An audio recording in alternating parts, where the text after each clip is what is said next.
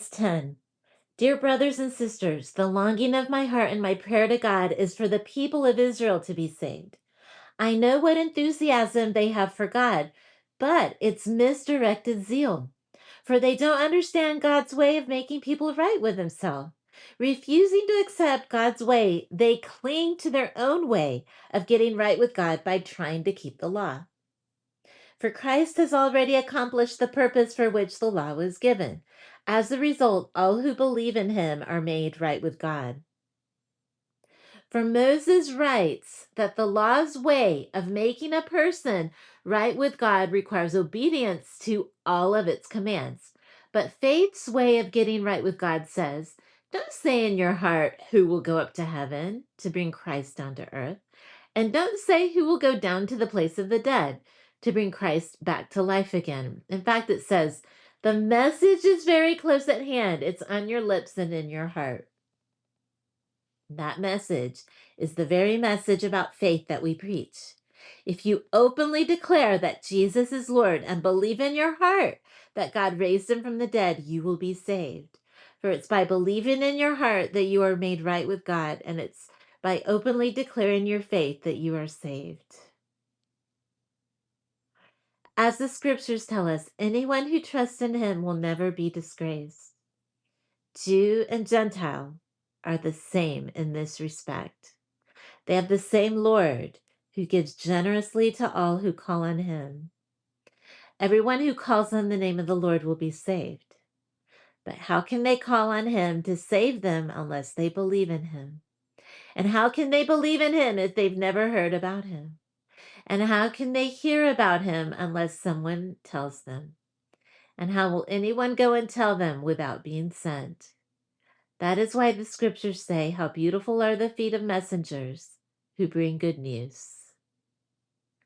But not everyone welcomes the good news, for Isaiah the prophet said, Lord, who has believed our message?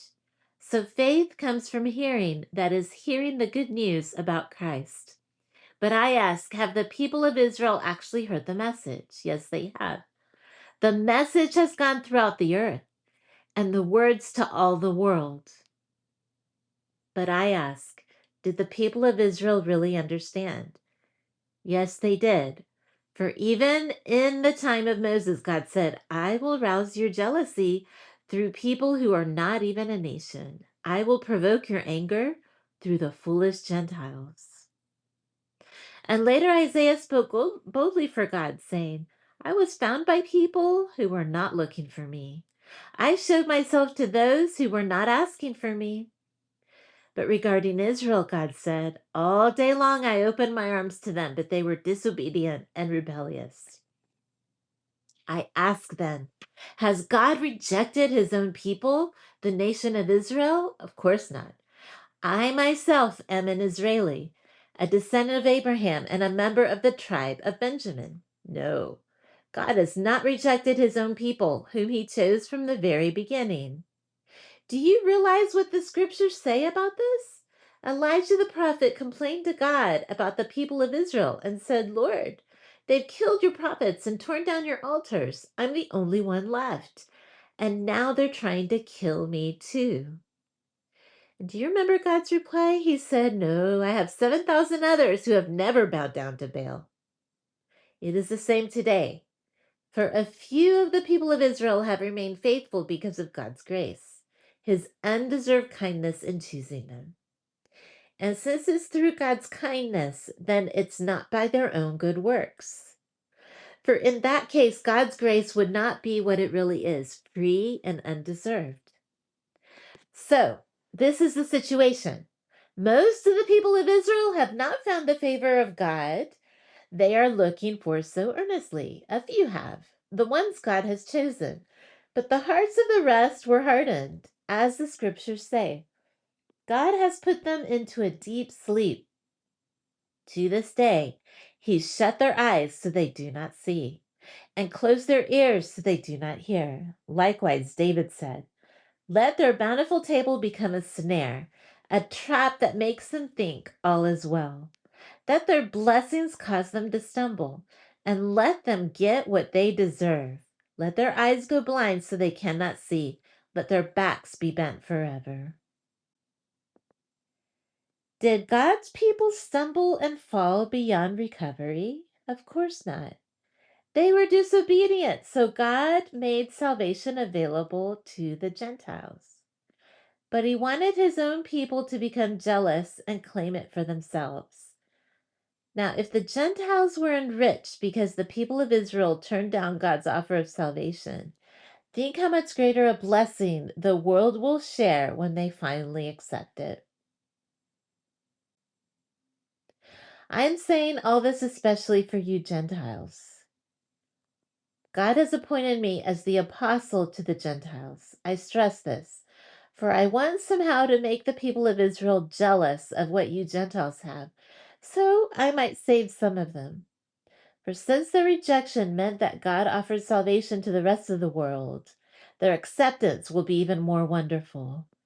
It will be life for those who were dead. And since Abraham and other patriarchs were holy, their descendants will also be holy, just as the entire batch of dough is holy, because the portion given as an offering is holy. For if the roots of the tree are holy, the branches will be too. But some of these branches from Abraham's tree, some of the people of Israel, have been broken off. And you Gentiles, who were branches from a wild olive tree, have been grafted in. So now you also receive the blessing God has promised Abraham and his children, sharing in the rich nourishment from the root of God's special olive tree. But you must not brag about being grafted in to replace the branches that were broken off. You are just a branch, not the root. Well, you may say, those branches were broken off to make room for me. Yes, but remember, those branches were broken off because they didn't believe in Christ. And you are there because you do believe. So don't think highly of yourself, but fear what could happen. For if God did not spare the original branches, he won't spare you either. Notice how God is both kind and severe. He's severe towards those who disobeyed, but kind to you if you continue to trust in his kindness. But if you stop trusting, you will also be cut off. And if the people of Israel turn from their unbelief, they will be grafted in again, for God has the power to graft them back into the tree.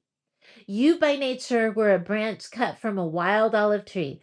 So if God was willing to do something contrary to nature by grafting you into his cultivated tree, he will be far more eager to graft the original branches back into the tree where they belong. I want you to understand this mystery, dear brothers and sisters, so that you will not feel proud about yourselves. Some of the people of Israel have hard hearts, but this will last only until the full number of Gentiles comes to Christ. And so all Israel will be saved, as the scriptures say. The one who rescues will come from Jerusalem, and he will turn Israel away from ungodliness. This is my covenant with them, that I will take away their sins. Many of the people of Israel are now enemies of the good news, and this benefits you Gentiles. Yet they are still the people he loves because he chose their ancestors, Abraham, Isaac, and Jacob. For God's gifts and his call can never be withdrawn. Once you Gentiles were rebels against God, but when the people of Israel rebelled against him, God was merciful to you instead. Now they are the rebels, and God's mercy has come to you so that they too will share in God's mercy. For God has imprisoned everyone in disobedience, so he could have mercy on everyone. Oh, how great are God's riches in wisdom and knowledge! How impossible it is for us to understand his decisions and his ways. For who can know the Lord's thoughts? Who knows even to give him advice?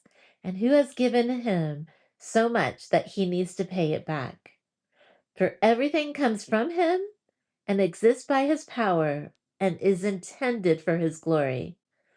All glory to him forever.